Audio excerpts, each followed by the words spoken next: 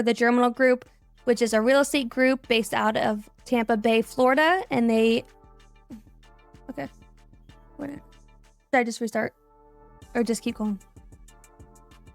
I'm not going to say all that. I'm just going to say Florida.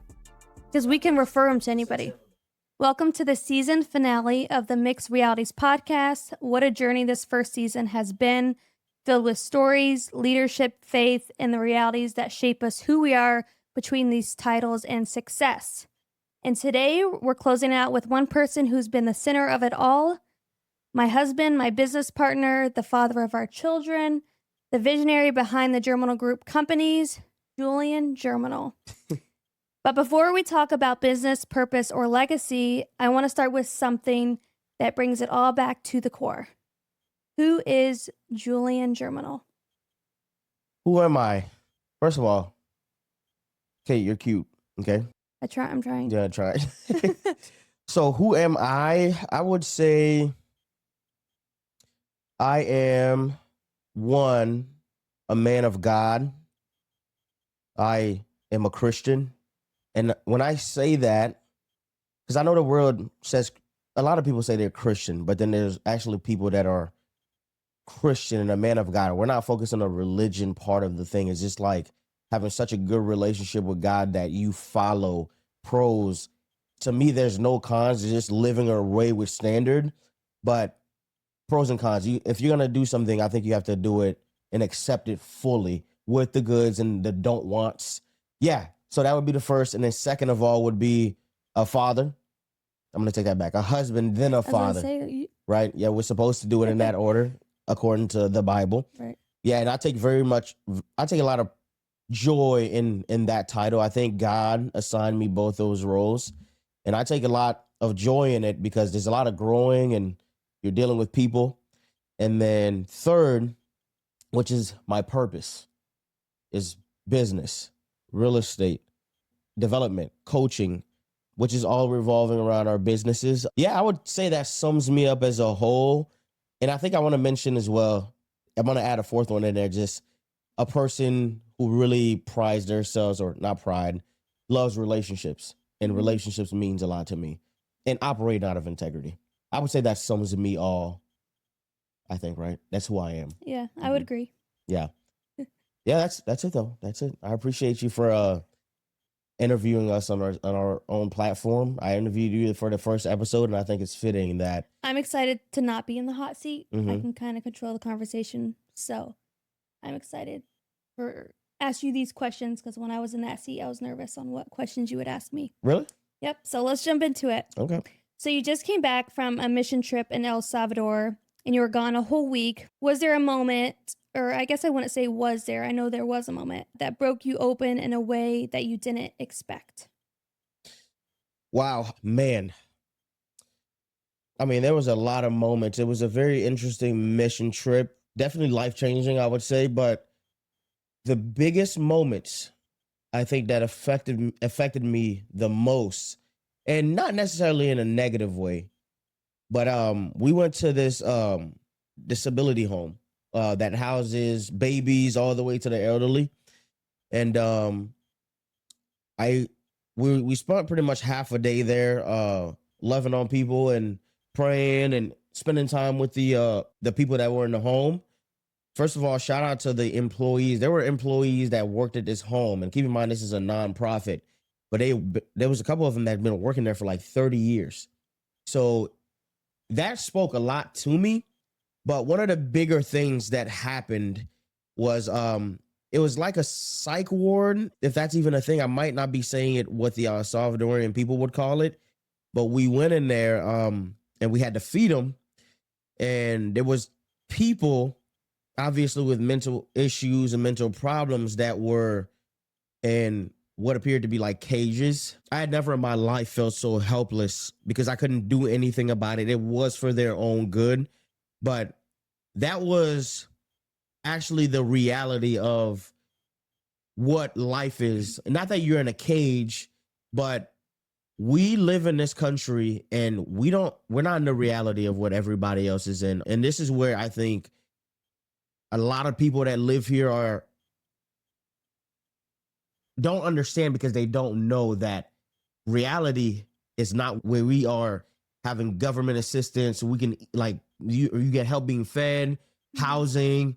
That's not reality. For the rest of the world, the rest of the world do not have the luxuries that we have here. Which going there now, I'm not originally from here. Obviously, you know that I came from a similar situation coming from Haiti, and I got mad at myself a lot of going on this trip because I realized like, man, I came from a place like this, and somehow when I started living here, I started to feel like I was entitled to some of the things and privy to some of the things that we have now, which is definitely not something we should take for granted. God has blessed me, you, and everybody that specifically live in this country, though there's levels to it, but for the most part, like reality is reality. And I wish everybody, and I urge every single person actually to go out, participate, go to these mission trips, go out and help. Go give your time to help people who are less fortunate than you, and it will expose you to reality. And I guarantee it will change your perspective on life. I was one thing you did say when you came back, you were like, there's so much joy, even though they're less fortunate. And the only joy is that it comes from is the joy of the Lord. Yeah, it is. And I mean, being in church with these people, first of all, the services were like almost 4 hours long. Yeah. But when we're doing worship, man, like they're going and it's like, and obviously we're participating with them, but you're like, it's all clapping and jumping and joy. And I'm like, man, like we're going out here to these rural villages that has nothing, no electricity, no water really for real. And I'm like, man, these people are extremely joyful in their lacking of what I would deem necessities like water. What people would have like joy and like material. Yeah, that really shifted my perspective. Like, man, if these people could be happy, I mean, shoot, God has blessed me tremendously. I have no excuses for not to being happy in my everyday life. I mean, I know it's mundane that we get in these routine with children, family, and stuff, but like, man, you better be happy that you can go home and drink out of your water faucet. Yeah. Though I don't do that, bougie. I remember they mentioned even when you're in the shower, not to like gargle the water because in the shower here, some people drink the shower water or it's just wild. Like play with it. I don't know, but just and then having to worry about your kids, doing that same thing. Yeah, so. But see, they're used to it though. So the stuff that's in the water over there, they can drink the water. It's just like if you're not from there, you're not living there. If you drink the water, which ultimately when I came back, I didn't drink the water though. But yeah, my stomach was hurting for a couple of days. Yeah, I've noticed. But it was a changing experience. I think everybody that lives here ought to, I don't know if that's a realistic, but like everybody should have a chance or seek to do mission trips and go help those who are less fortunate. But ultimately, it'll benefit you more than the people that you're actually helping. Mm-hmm. So how does your relationship with God shape how you lead our home and our businesses? I mean, that's a lot. My relationship with God, the Bible specifically tells you how you should lead your home, right? It's God first, man second, wife third, then children, and then everything else kind of stems from there. It specifically says in the Bible, right, as a father, my job is to lead, protect my household. And that doesn't mean lord over your household, meaning like, I'm not here to be a dictator to anybody. I'm here to guide and protect emotionally, physically, and help develop my family and put them in the best position as possible. And that's kind of how I take that approach. There's a lot of accountability to all of this as well, because obviously it forces you to grow. I don't come from a stable family and a background where there's caring families and like marriage that are healthy and stuff like that. So it's like we're having to figure it out. Plus, we started super young. And we both come from different backgrounds that I wouldn't say is ideal for setting the standard for how a healthy Christian marriage should look like. Yeah, I mean, I think it's everything. I mean, I use that right to lead everything that we do because I mean, faith is in everything that we do in our lives, our businesses, and everything. So I think it's the foundation of who I am. So yeah, and I would say it definitely helps you in business. Like you said, you're more relational than just transactional. So yeah, and in real estate and just in business, I think it's easy because everybody's like, I was taught going as I really started developing myself in business, like bring value. But I really noticed that this is things that people are just saying, you're bringing value, but you're expecting something back. So it becomes like a transaction. And I kind of fell into the mode of that, which then I started having that be my identity. Like everything that I would do is basically based on a contract. Like I'm bringing this to you, but I expect you to do something back of value, bring something back. And don't get me wrong, that's not wrong per se, but you can't treat personal life like that. Now, if I do something for somebody and it's out of like generosity, of course, like you shouldn't expect something back. But if it's a business transaction, hey, I'm gonna do this for you, and I expect this back and via a contract, then yeah, obviously you gotta uphold that. But I actually just merged that into just who my entire being. So it was like both. Because I look at business and family, it is this. I don't really separate it. It's just like, are you gonna be a person of character? Do you have integrity, morality? Do you do things the right way? You don't just mold it for. Yeah, so it's not like, Yeah. oh, I'm gonna act a certain way in my Right. personal life and then act a certain way in business. Obviously, just being professional, I'm saying, but it's like I don't really separate the two because it's just me. I'm the person. How do you separate personality, being that I'm the person running a business, meaning I'm the one that makes it different? How can I take out my personality? Because that's what's building the business. Yeah, No, you shouldn't. Nobody should. no, I Be don't think so. authentic, yeah. Agreed. What does being a man of God really mean to you now after everything you've seen and done and how far you've come in your faith? A man of God to me means accountability to the word, to what the Bible says that a man should be. And typically, you're never going to see somebody, for example, give their life over to Jesus and they're not they become worse than they were. Like it's always evolving, but you got to be true to it though. So it's like we can't pick and choose what we want and then continue living a certain way. It's like for me, I don't cuss anymore. So I'm not gonna like I never half but do anything. So it's like if I'm doing something, it's fully in it. I'm not gonna have to do it. So if I say I'm gonna be a man of God and live and follow what Jesus did, though we'll never be perfect, nobody's perfect, but he set the standard and we're to follow that. I gotta do it even when I don't want to do it, or I don't want to be nice to somebody, or I don't want to love on somebody, because there's a lot of times I don't want to do that. But that's the standard that Jesus has set.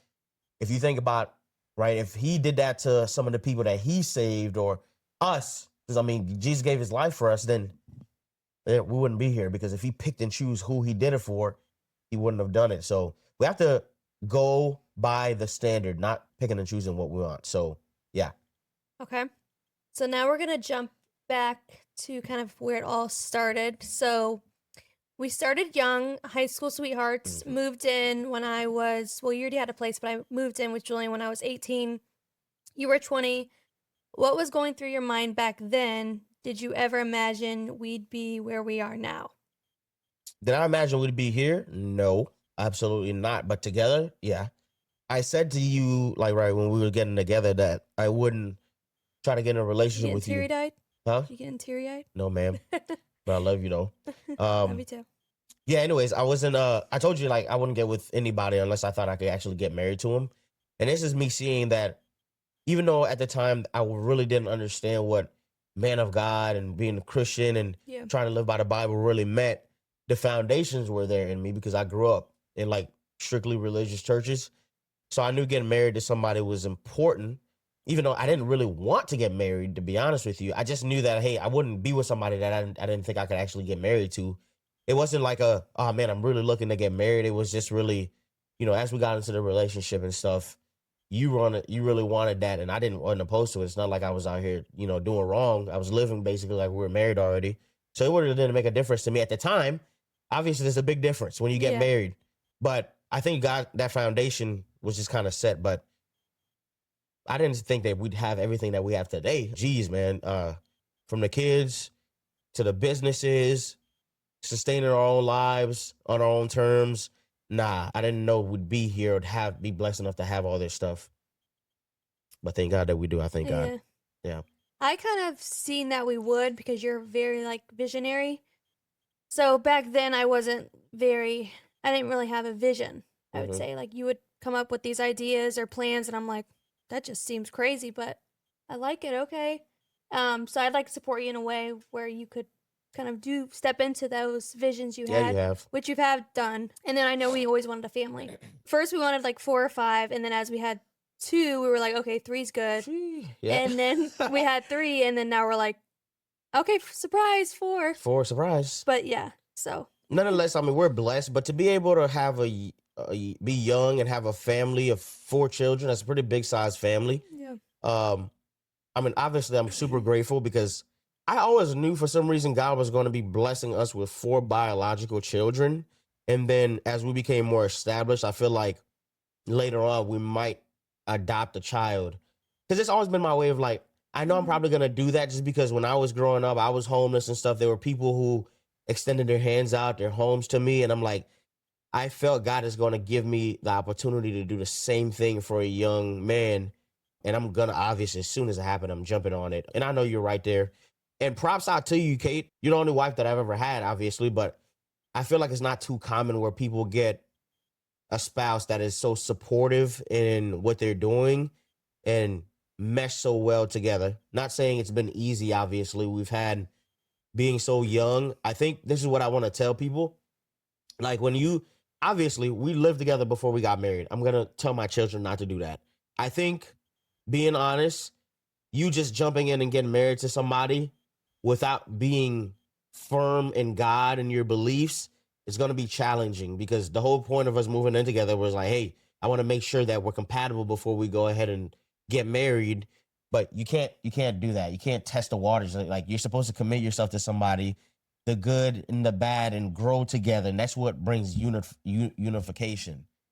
I hope I just said that word correctly. Unity? I don't know. Unity was the shorter word. I want to be. Okay. I want to sound smart. Okay. I like it. Yeah, but yeah, I think I'm gonna obviously tell my children. The Bible says you should be married before having sex and all that stuff, and I now fully understand why that is. So I'm gonna tell my children to do the same thing. But we were super young, so that you have to give each other time to grow. I mean, obviously, anybody who's married, nobody's had a perfect marriage. You're gonna go through things, trials, tribulations.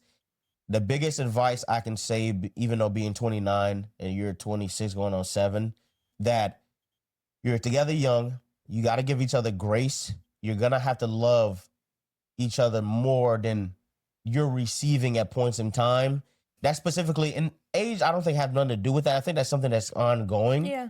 But specifically growing, like we got together when we were in high school and got into adult. So we grew with each other. We went through these changes. And man, when God is like molding you into things, it's like, bro, you go through a lot. And sometimes you have to love your spouse more than they can give back to you. And that's I think a maturity thing that I didn't know at one point in time. And you go through the same type of things, but now we're like, every day is a continued growth, but you do have to love and be patient with your spouse.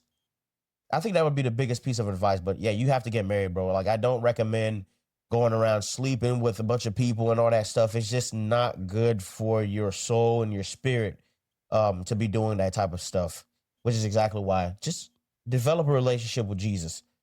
Develop a relationship. Go after that hard, super, super hard. Everything else will fall in place. Not easy, but you will develop into your purpose just by seeking the relationship. Boom. Yeah. Like that little end off there. We were just 20 and 22 when we got married. Some might say that's too young. What do you think the blessings and challenges are of getting married early in life? All right. First of all, let me ask, who says that's too young? Maybe some elders. Elders? I don't think so. I would say when we got married, people were like, oh, like, you guys are getting married? Yeah. Like, you're young. Are you sure? Uh-huh. So those are the people I'm talking about. Am I sure? But obviously, those couldn't have been people that were following Christ, right? I feel like. So it all goes back. Yeah. Okay. Yes, you're too young. Yeah. Well, all right, bro. I mean, Yeah. it's wild because like right after high school, man, we got after life. But it was hard. kind of, yeah, I don't want to rely on, or I don't want to talk too much about those people, but yeah. Yeah, no. I mean, but obviously you don't know what you know because you can only give advice on where you are, which is why, hey, you don't want to take advice from everybody, right? You take everything, digest it, and see if that information belongs to you. But it's perfectly fine to say, hey, I rebuke that. I don't want that. No, thank you. Or when somebody is pouring into you and it is what you need, I would go as far as to speaking and say, hey, I do receive that from you. Because these things lay up in your spirit and they get into your genetics and form who you are and how you act. But go ahead and repeat the question again. I just wanted to ask. Well, that was I agree with that one. Yeah, but the question was, well, can you repeat the question? What do you think are the blessings and challenges of getting married early in life? Okay, so I didn't answer that part. I was asking who are the who's. That's where we went Oh, off to. So the blessings are gonna be you're building with one person. I mean, starting out so young, being children and growing up together. I think obviously there's a lot of things that are extremely positive in that, but the negatives are gonna be we're growing, changing, and being molded into who we want to be, and we have to have patience with one another as we go through these things. I mean, how many different endeavors that we go into? How many businesses have we started? how One, many the impatience, right, of being impatient and how thinking many we're homes we've moved to, homes, houses, cars.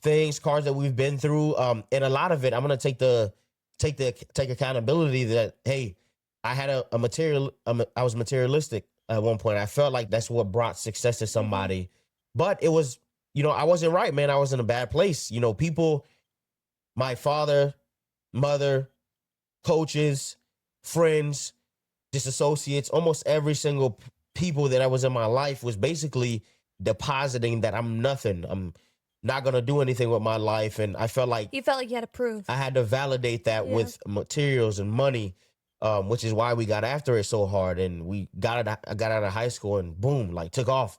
Like we're out there Which we've making learned our money. lessons on that. Oh yeah, So money is only good for the good that it can do.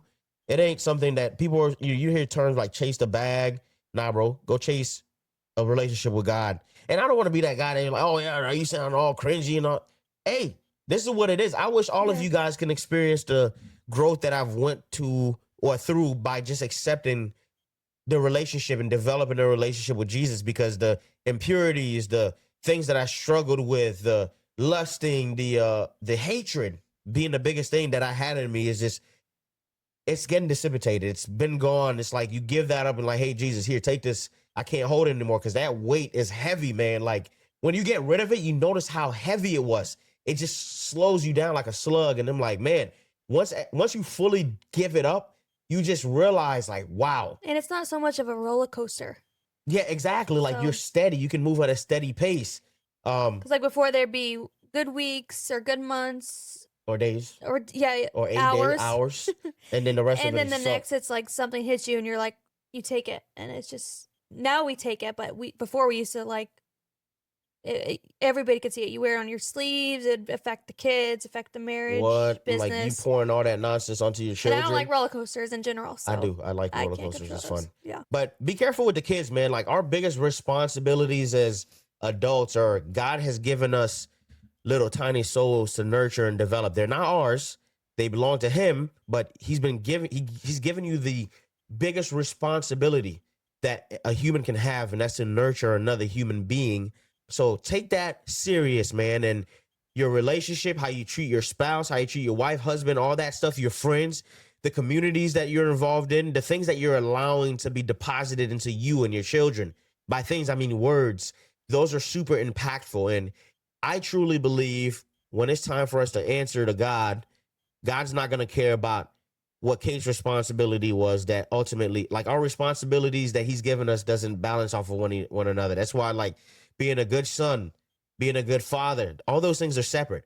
You don't get to react off of somebody not doing their responsibilities, and then that means you don't do your responsibilities because God gave you responsibilities, not us.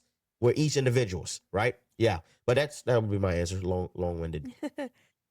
How do we balance it all without losing our spark, or I guess our patience? All right, vulnerability time here, right? I don't know if I can answer that. We're going through it right now. Not saying the spark thing this is another, I guess, pro and con of getting together so young. We were set in an identity where we were both playing sports and doing this and that. And then once we got out of that, we started having a family. And I think for me, I think I identified in my fatherhood a little too much in business and working a little too much that I didn't pay attention, and this is something we're actively working on, is like Right.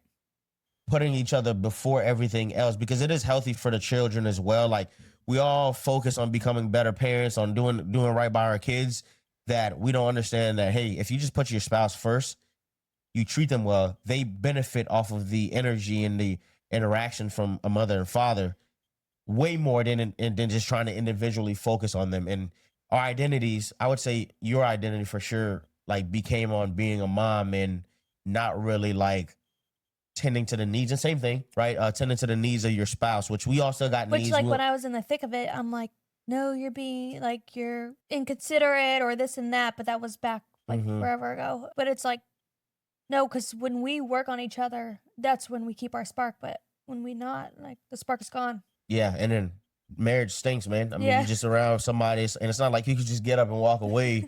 It's just like, dang, man, this person, we all want gratitude. We want recognition for doing things that we're supposed to do. I think men specifically, and I think it's important for little boys to see that happening in a home where like a wife is like, hey, I see what you're doing. I'm proud of you. Good job. You're supporting the family. You're doing this. Like the kids need to see that because they need to know this is what I need to go after as well. It's like a wife or a spouse that's going to pour in my cup all the time. Because those things, right? We work our tails off. So it's nice to be recognized by the people that we're working our tails off for. So that's going to be, it's very important that, you prioritize your spouse. So that's what God asked us to do.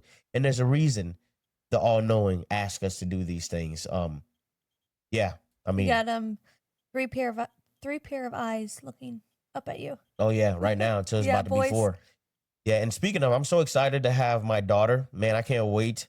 I've been hearing everybody say, "Hey, it's gonna soften you or soften you up," because I'm pretty rigid with my kids. Like I talk to my kids and I'm like, "Hey, boys, what do you want to do?" Emerson is big into sports right now, so I'm just like, "Hey, come on, bro. We got to do this. We got to do this. Love you, but we got to do this. We got to do this. We got to do this." And I guess little Amelia is supposed to soften me up, but. And I hope she slows down the boys. I hope so too. They're just on go all the time. Yeah. I'm glad we had kids young though. This was the very reason why I can imagine being like 60 and with a 5-year-olds or 50 or 40 something because the energy dwindles down. I notice a difference. Oh yeah. Yeah. Big time. So how do you switch between CEO mode and dad mode? I think. And is it an easy switch? No, I don't. It's not an easy switch, and the switch is not really as aggressive as one would think, because as a CEO, you're also fathering a company, because a company is nothing but a secondary child. And I say secondary because obviously your real children come first, but like you're supposed to nurture. When you first start a company, it's a baby, you grow it, you feed it, you deposit into it, and it grows, it grows, it grows. And the people that come into it is like the cells of the body for the company. You have to nurture it, you have to exercise. And I hope these are translating to where people understand what I'm saying. You have to nurture it and exercise it and put a lot into it for it to grow to become a teenager where it's a little bit self-sufficient. But now the mental aspect of things become more important than ever. Is like when they're in those 12, 13, 14 years. I think it's literally the same exact thing of raising a child as doing a company. But switching, obviously there's a difference. I have to come home and have to stop attacking the world or attacking things like I am doing in a business realm versus coming home. I know there's a difference. I'm gonna just be honest. I really don't know what the difference is, but I know there's a big difference. But it's just not as aggressive. It's not like flip off a switch and I have to act like a different person. I feel like it could be a switch when you walk in the door. Like if you're just handling something in the car in the driveway about something, a deal go wrong or something. Deals be going. So, and then you walk in the door, the boys are happy to see you. Dad, I want to go play football outside. Oh yeah, Emerson. Oh, switch. Yeah, sometimes I'm a little tired. Yeah, switching it is very important. That's something we have to be conscious of. I'm gonna have to just be honest and say I'm working on that for sure. It's like every day, and I think that's something that's gonna have to happen for the rest of my life. Because we're doing stuff, we're working, and I don't think we can just abruptly shut it off because we still dealing with this stuff. But you definitely don't want to bring the stress of it home. But that's a practice thing, I think, and which is not going to be like ideal situations, but sometimes you may just need that fresh air. Throw the ball 5 minutes. Yeah, and that does help though. Yeah, that does help. You may not realize it's what you need, but like going out, playing with the kids, roughhousing. That's why I love having boys and stuff. I'll be throwing them, but not right before bedtime. Like that's we're turning up. We're turning up every at all points of the time. They should be able to just abruptly go to bed. Yeah, not realistic, but I love playing with the kids though, man. I love them. Yeah. So if one of our boys grows up and says, "Dad, I don't want to work for anyone. I want to build something like you did, what advice would you give them? Oh my goodness, that'll be a dream come true. I don't want my kids working for anybody. And I'm not saying working for people is a bad thing, but I would be happy and also sad because I'm like, okay, The are you challenges, not yeah. gonna you don't want to do what I'm doing? Oh, okay. Do you want to take this over? Because I mean, obviously we're doing all this. Go ahead and take it over, bro, and work in it or do something. But hey, if they don't, they want He to don't go want out to and work for do. you. He wants to, He's not working for me. He's yeah. working for himself because this is their He thing. wants to start his own. Well, if you want to start your own thing, I'm just as happy as well. I'm gonna help as much as I can, but you do have to go through the thick and thin of it because that's what develops you into a real owner, a real CEO of like going through things. Now you're not alone, right? You have me to help you, so you're not completely in the dark. But I'm not gonna be making problems go away. The biggest job and responsibility we have as business owners is to solve problems. So your problem solving skills and traits has to be constantly being worked on and refined. And the only way that's going to happen is And I actually feel like that's solving the only way to problems. grow too. Yeah, yeah. So- So I'll be happy. I mean, shoot, my kids want to do anything. They want to be their own boss, or even an entrepreneur want to help develop and grow something, but don't own it. I'll be happy about that. Hopefully they want to work with us, but I wouldn't be really too mad if they just, hey, I want to do my own thing. Go ahead, son. Go do you. Huh? What's one misconception you had about fatherhood before actually becoming one? Obviously, you don't understand or you don't know a lot of things until you have your own children. But I thought fatherhood before I had kids was just gonna be, oh, we're gonna go play at the park and do all this stuff and do all the fun stuff and then go home. That's it. The packing before the park. Yeah, Oh my all goodness. that. Yeah, it's a lot. It is a lot, I'd but say I mean, motherhood's like the same. You don't know how you just, oh, I want to get my hard kids. or how challenging it is and rewarding at the same time. And it's The just rewards like a obviously constant battle. outweigh the growing and the nurturing. Like, bro, if you become a parent and you're not struggling hard, even if you had perfect example, then something's happening that's not right. Because it forces you to grow and develop. It doesn't matter who you are. Mhm. It's just my opinion, which is probably facts. But yeah, like if you're not really struggling hard, even if you have perfect parents or semi-perfect, I'm gonna put that in quotations. There's no such thing as perfect parents. But if you have a good example of like what to do, you're still gonna struggle. They can't make that go away for you. So just know if you're not constantly growing and uncomfortable, then something is not right there. Mhm. hmm What's one legacy you hope to leave behind in family and in business? Integrity. I want to leave the legacy of like, wow, this dude had incredible integrity and character. And I want that for both family and business because the separation for me is not really existent. Yeah, that would be my answer. Okay. What is one misconception you had about entrepreneurship before you stepped into that role? That I want to start it and then get rich tomorrow. Nah, no, that's not a thing. There's rarely in life outside of lottery and or inheritance that you just wake up one day and you're rich. It's you start a business, you're poorer than you were before. And I shouldn't use poor. Let's say broke. You're broker than you were before, and you're broke for You're a good negative. 5-6 years before you start, I think, being able to cover yourself and cover your bills solely on the business. And then probably within the next decade is probably when you start assuming money and wealth. Mhm. Because you just have to invest so much in this company and the companies that you're doing. Some are luckier than other.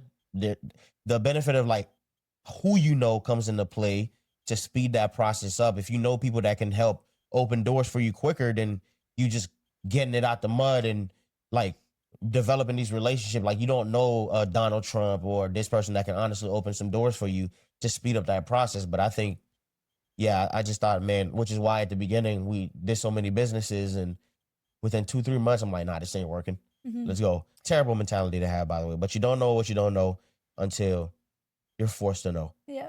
Yeah. And I feel like you really have to be consistent in that because after, months or sometimes years of, I mean, you're getting paid, you could be getting paid or not be getting paid, but it's just going back into the business or kind of catching up. Yep. I feel like that's where we've really seen being consistent and actually seeing the fruit of Yeah, it. yeah, yeah. And I mean, just because you see the fruit doesn't mean you're rich either. And you could be making $1 million a year, like in your third, fourth year, but Are you happy? you're No, I'm just kidding. you're having to reinvest that money back Yeah. in the business. It's like you're still broke, even though you're making a bunch of money, Mhm. or you don't have as much as you would want to have. It's a lot of sacrificing, just like following Jesus. You sacrifice, developing, building family. It's a lot of sacrificing because what the biggest sacrifice that Jesus made was like giving his own life for us and then going to hell for us, like accepting our consequences for us and then overcoming those things. What It's do you pretty think similar. about having one foot in and one foot out? Me personally, Because, like, just say, as far as I know, anything usually that doesn't go, but what about being an entrepreneur? that's non-existent. I think first of all, I can't stand people who are just half foot in, half foot out type of people because that's like you're gonna test the waters. Mm-hmm. How are you really gonna fully test the waters? Because you could dip a toe in the water and it might seem freezing cold, but that's because you just touched the surface. Waters aren't consistent temperatures throughout the whole thing. Like, bro, get your butt in there and jump Especially if somebody peed over and in that accept the corner. risk. If you want to be an entrepreneur, and this is what pisses me off, everybody want to be an entrepreneur because of the title. I don't even know why the title's enticing to people, but it's like, bro, like what a But risk I at? feel like a lot of people say that and they don't even work. Yeah, and you're not even taking the Like, risk. I'm an Bro, being entrepreneur. an entrepreneur, you're a risk taker. You have to take risks. You can't half foot in, half foot out. First of all, I won't work with nobody like that. I'm like, I'm not gonna partner with Because you you if you're always, just a I mean, you don't have that much motivation or like vulnerability, or the like, because thing you can that's always go back to where you were if it's not working like out. if you But think if you're an entrepreneur, you don't have an option. This is what you want. It has to work out. let me give an example, right? If you think of a swordsmith, right, hammering, like and shaping the sword after it's hot, boiling hot, like you have to shape it, you have to shape it. I'm like, bro, how are you gonna go through the process of shaping if you're not fully committed to what you're doing? That means it's not serious enough for you. So that means you're not what you're claiming. And I know COVID made it a thing to, oh, entrepreneur and this and that. I'm like, bro, do you know what that means? Do you know how much sacrifice Mm-hmm. it takes to have that title in it for it to be valid? It's just, again, my opinion, but I'm like, bro, I'm not working with somebody who doesn't fully commit to what they're doing. That's like, and you know, when you start working with people, you might as well be married to them. You get to know the bad, the ugly, the good. And like, we struggle, we go through hardship together. I'm like, you're not even fully committed. That's like me saying we're in a relationship and I'm just like, yeah, I'm gonna keep dating outside though, but I'm like, I'll just be home with you. Right. Like, how is that? That's It's that's not. not any form of commitment, bro. Like, you're just doing something. And obviously, that pisses me off. I don't like people who do that. Yeah. And I'm not gonna say I And don't we've like seen people. it, and it I doesn't. love It doesn't people, work out. but I'm not gonna get myself in any situation with you because you don't know how to commit yourself to nothing. And to me, that doesn't make a man, brother. Or, I mean, I'm not gonna speak on women because I don't know what makes a woman, but it doesn't make a man if you can't commit yourself to nothing. Love you though. What's one skill or habit you wish you learned sooner? I wished I learned how to love myself sooner. I hated myself for a long time, and I'm still working on loving myself as we speak. I didn't have a fatherly figure in my life really up until a little bit ago. I have somebody who's Like, your father was around, because I know people that know Julian are gonna be like, your dad was around. Just because your dad is present in the house, like just comes home, sleeps in the bed, and then goes back, that doesn't mean your father's in yeah, your that life. was just for a little bit. I mean, I'm not gonna get into my testimony or Yeah. nothing, but it's like I just for a feel like I little gotta bit of clear that time up. while I was in the home, that was he was there tormenting, but like the emotional connection, the things that you Mhm. need from a father, I Right. didn't get none of that stuff, man. I seen her dysfunctional, and how not to treat people and family. But as far as like, yeah, a good father, I'm just now seeing what that is, and that's a person who is could be my actual father, offered that up to me. I'm gonna say shout out Pastor Carlos, and I'm really.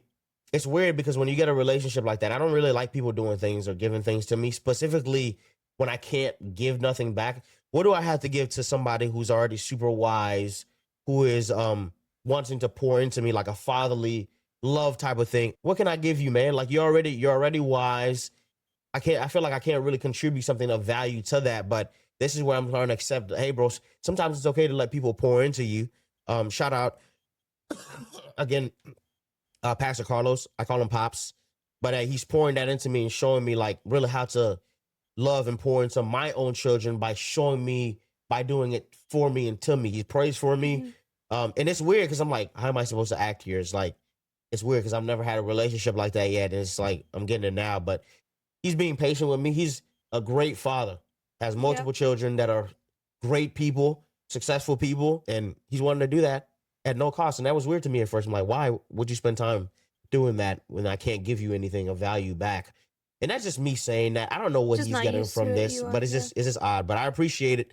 I appreciate it immensely though, because it's showing me how to really do the same for my children. I feel like you're also learning to say no. I am definitely learning to say no. Because I also felt like, and this is a lesson that I also learned from Pops. He said that I'm not anybody's Messiah. I'm not my family's Jesus. And I always felt the need for my sphere that I was the person that was going to give the opportunities to break free from generational curses, which I'm really starting to learn that there's really no such thing as a generational curse, but generational poverty, mentally and financially. But I'm not that. I'm not Jesus. I can't rescue people. I'm not here to give salvation to people. I received the salvation from Jesus, and it's just a choice that you can make as well. But I can't provide that to anybody. I'm not Jesus' friend. I can't carry. I can't carry that. That's a title that no human can carry, and we can't even begin to imagine the weight that comes with that. So once he said that to me, it settled in. Like, dang, I'm not Jesus for my family or my friends, and I think that helps me to say no to people. It's like you're expecting. Always felt like people. You are always draining. felt like you had to be the problem solver. Yeah, which is draining. Like I always felt like people are draining me, but never pouring back in my cup. Like also my expectation played a part in that as well. But like nobody ever pours in my cup, and it's like, dang, bro. Like you get to a point where you're empty, and you're just like, why am I feeling like this? Because everybody's, hey, what you got for me? What you got for me? But never pouring back in. And it's different when people start to pour back in. So I think settling in that is it's been helping me tremendously to say no, I can't, or I don't want to. Yeah, and I've been liking you say that. That's not awesome. to me, but to others. Yeah. Yeah, I love you, baby. Love you too. What's something that surprises people about you after they get to know you? So I feel like when you just went on the mission trip, a lot of people, I mean, you see them every week at church, if not more. But you got to spend time with them for a whole week, and they've come up to you and said, you know, Julian, I didn't know this about you, or not just them, but everybody. What's something that's come up quite often that people say? I think that the dry humor. I'm a very dry, literal person. I love laughing and making people laugh. That went away because I'm in a business where I deal a lot with older people, and that doesn't now this is just me probably doing that, but it doesn't translate well to like business because I'm young. I want people to take me serious. And I think if I'm just witty and dry, like making people laugh all the time, that might not translate well. But I think that's just my perception of things. But I kind of opened up. I'm like, man, I love the dry humor. I throw a dry joke at people. It's like, that's always who I've been, just a person who's always loved bringing laughter and happiness around. And I really let myself do that because obviously you spend 8 days, every second of your waking moment is with this group of people. It's hard to not show and I yourself. feel like for you, some people are more easy for them to trust others, but I feel like for you, you have to have a few layers peeled back before you can open with somebody. Yeah, no, that's facts. Some people are very open with anybody, but I feel like you have to peel them maybe a few layers, and then them do the same for you before you actually are who you are. Yeah, I agree. Not are who you are, but before I let them into the personal, like this is my real personality outside of working. Yeah, I agree with that. And I think just for the same for everybody else. Like until you get somebody to start joking around, that's why dinners are very important. Like you invite somebody out to eat and you have real conversation with them, you start peeling back those layers and you get to know people. That doesn't happen overnight, and it shouldn't. But once you get to know the real people, I think doing business is easier, having connection is easier because it's like, hey, this is me, this is what you get, and I'm annoying. I like annoying people. It's fun. I was gonna say you're annoying, right? I am annoying. Like the humor gets annoying. I'm like, and that's a part of it for me. Like until I annoy you, we're not friends for real. So I'm gonna annoy you if we're friends. All love though, love you, everybody. my peeps. Yeah, I know the boys for sure get annoyed when because you're more like hands-on, annoying for them. They're Like annoying. They're definitely annoying to me. throwing around this and that. Stop. I love But it though, man. That's my job. I gotta annoy you. They surely missed it when you were gone. I Cram know. asked me 20 times a day, "Where's Daddy? Where's Daddy? Where's my daddy?" That makes me Not feel here, good to Cram. hear that. And it does make me feel good. It's like I did miss my kids. I know that was like I miss my whole family. Yeah. But I'm like, man, waking up in Crimson, just yelling at him all the time because he's just never listening. It's just Redirecting. there you go, redirecting. I throw a little bit of yelling there, here and there. Yeah. A lot of times. Especially for Cram. Yeah, he doesn't listen. But it's just the joy of it. I miss it. It's like, oh man, where's my Crim? Or the hugs, the fist bumps. Like I miss my buddy. And all of them. It's just a joy. I missed them.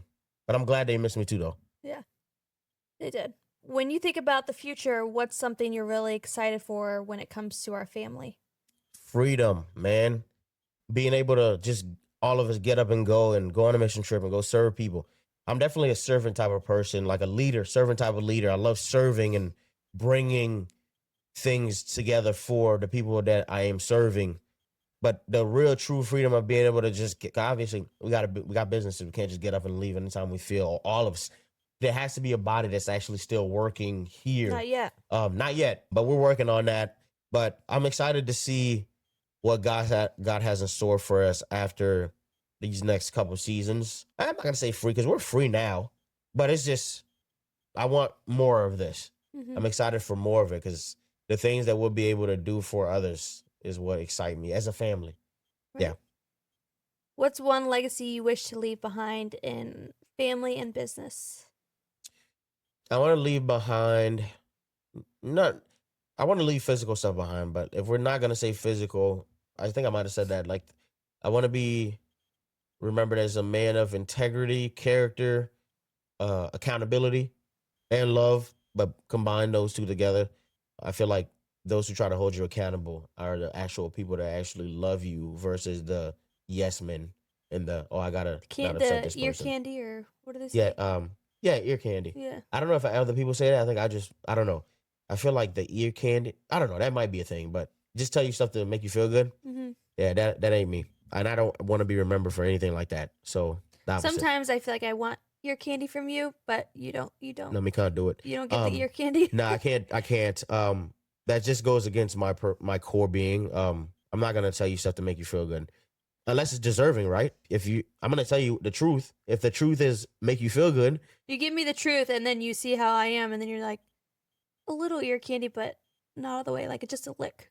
Just and then it goes back. Just a lick. Yeah. Yeah. I mean, I gotta treat you good, baby, but the accountability, we gotta be accountable, and I don't want nobody doing that for me either. Mm-hmm. I want the truth, and when I say the truth, because this is our truth.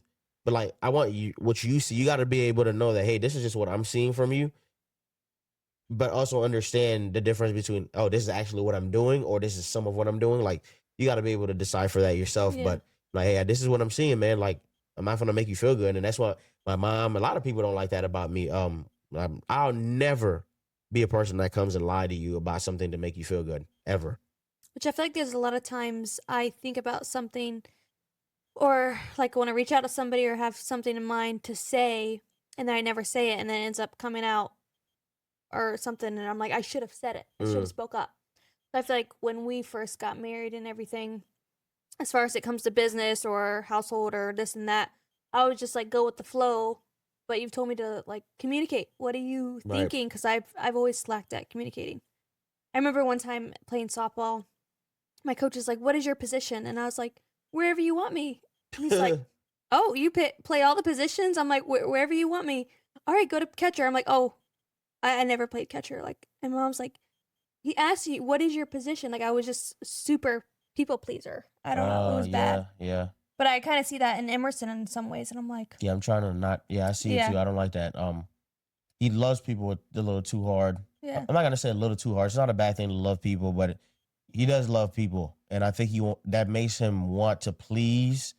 And yeah, we just can't have that. Yeah. Specifically in a boy and a man's, like, you can be led astray easy. But we're gonna do our jobs as parents to speak into him, speak life into him, and reassure him of what God wants from him and who God wants him to be. And You as can a love parent, people that's and not be a hard to people see pleaser. like things you may have struggled with, and then see your kids kind of like mirror what you had, and you're like, Accountability, yeah, vulnerability time. Yeah, that means you failed at healing that or fixing that issue if it got passed on to your children, because now they got to fight it. And I'm not saying that's on you yeah, specifically, because I feel like even at some point in time I was doing that same thing, but more aggressive. I think not in like the other way, but like I want to please people, but if I notice I can't, like, okay, well, yeah, cool. yeah. Like, I'm gonna just say not a nice thing, but it's like, well, I want to be accepted and please people, but I never would like go against myself to do that. But nah, I think we both could be accountable for that. But we're gonna fix it though. I mean, speaking Jesus and what he's supposed to be and who Emerson is called to be, that'll naturally go out of Heal him. itself. Yep. So that's all the questions I had for you today. I was excited to ask you all those things. Um, were you as nervous? Like, No, is I it being in the wasn't. hot seat? No, No. it's not a hot seat, Kate. It's I mean, I enjoy these type of things, so I definitely wasn't nervous. But it was nice to conversate with you though on a level like this. It's I think it's important for people to have these conversations even more intimately behind cameras, like spouses. But yeah, I think it's important to see it as a business owner and as a family person, spouse, woman, whatever it is. You have to have these conversations, and it doesn't take sitting in an interview style, because everybody doesn't have a podcast. Right. But it should be even more intimate than what we're doing right now, which I think we have conversations like that all the time. Specifically when we're going to bed and you want to bring something up. Yeah, I mean, that's pretty much the only time that we're together, like in solidarity. So I'm like, why would we not talk about something that needs to be talked about? Because we got to get up in 6 hours. Hey, But is sleep more important or communicating? until you complain the next day. No. Communication is more Yeah, important. communication I've But learned. I'm not gonna say more important than sleep, because you gotta sleep, but it's like you gotta communicate. If there's But issues if or there's something that needs issues, to be you have talked to about, address before the do next it. morning, because it will flow into it. Yeah. I'm a man of action, but I think if there's an issue, don't let it muster. Address it right then and there, quickly, so that way it doesn't become a problem, or Yeah. you're left to speculate. Oh my gosh, like this dude is like, he doesn't love me, or like I feel like women are prone to doing stuff like that all the time, and then, hey, what's the matter? You okay? Why are you acting like that? Nothing. Nothing. I'm like, are you sure? It's not how you act normally. Are you sure? Nothing. I'm like, okay. I expect something to come up probably in a little bit. I'm like, It I thought eventually you said comes nothing was out. wrong. Yeah. Like, what are you doing? And then I get annoyed or upset. See, because, we're like, working on it. yeah, there you go. This is what it is. Like, and it's crazy. You guys would be surprised that we all kind of go through the same stuff. Yeah. It's like, hey, if you love somebody, you got to communicate with them, even if you don't love them. Nobody can read minds. I know women think they can read minds, or their husbands or boyfriends should be able to read their mind. There's only one being that can do that. That's God. Okay? We can't We all read your have our minds. own stories behind these Communicate. walls and Open your back. titles. Yeah. And speak. And beck is a Haitian word for beak. It doesn't translate Our well. kids know that. But that's just a thing that we say. Open your beck and say what you feel. Don't think somebody's gonna read your mind. Yep. Yeah. That's it though. But I appreciate you for doing this. This is the season finale. Yes. The last interview of season 1. This has been a lot of fun, man. I love sitting down and conversating with people. I love communicating. So I love conversating, but not on camera and not in front of a big crowd. I like the I think we're one-on-one sitting in it pretty in the well, though. dark It's way different from when when we actually. everybody has headphones on so nobody can hear. I like it like that. This is a lot different though from when we actually did the interview. You seem to. Well, I'm bloom in interviewing it. you. I mean, we talk. You don't think you would interview somebody this easily? Somebody else? I feel like some of the questions I've asked, I know what your response is going to be. Some of them I didn't, or you added stuff in there that I didn't think you'd talk about. But other people, I don't know what they don't know what I'm asking. I mean, you didn't know what I was asking today, but in the future, they don't know what I'm asking too, and I don't know what they're going to say. Yeah, I mean, I don't care what they're gonna say. I just want to get to know somebody, or get to know Yeah. how their mind works, or the processes behind their thinking and behaviors. I think So, I'll get used to it. I That's think you one will thing too. I'm also I learning. think you'll end up growing to really love it, which is Yeah. why I push you to do certain things, because you have the skills and you have the potential. I see the potential, and like you'll be really good at this. But you do have the uncomfortable. Yep. You get uncomfortable in something and then you Back to realize the how much you like it. consistency. Yeah. Just doing it. Huge improvement. And Yeah. same thing for me too, because when I first started this, it's like, I mean, bro, interviewing somebody is a skill. It's like, it's not something you just boom are naturally good at. It's like interviewing somebody. It's like you have to learn how to talk to But you people. see it over time. If you go back to people that started their podcasts or YouTube channel or anything and go back to videos, you see the quality wasn't the best. Mhm. The things they discussed weren't the best. But then you look now and you're like, that's the same people? Yeah, or you're That's the watching same and you're like, person? why didn't you ask this question? I'm like, that's like common or basic. It's like, you know, it's easy to say that when you're not sitting in front of a camera, but it's a thing of Right, skills it that is you hard. develop and grow and stuff. But Mhm. I appreciate you though for sitting here and doing the interview. I thought it was pretty good. Yeah. So, I guess, yeah, as we close out the first season of Mixed Mhm. Realities, I just want to say thank you to every guest, every Yes. listener, every support who's been part of this journey from day one. This conversation just wasn't about business. It was about purpose, love, leadership, and faith. Mhm.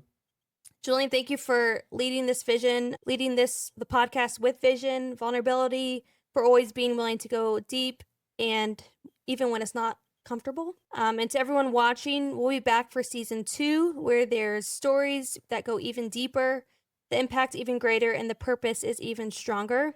Until then, stay faithful, stay focused, and keep building your reality. We love you guys. Yes, all the love. And definitely, I want to reiterate thank you for those that actually took time out of their day and schedules, because we interview pretty much business Right. people, to come sit here and be vulnerable and give certain lessons and things that are typically probably paid for to learn, giving it to us for free, just because that is who is typically in our spheres and are around. People are willing to share and give and not really expecting much back from it. So big shout out to everybody, and thank you for being the first interview that we did on this platform, as it should, because it's our platform. Yeah. Well, and you're the last for Yeah, I season 1. think it was fitting. But again, let's go ahead and do them right. Thank you for being a part. Are you gonna finish it with me? Thank you. Thank you for being a part of our Mixed Realities podcast. Thank you.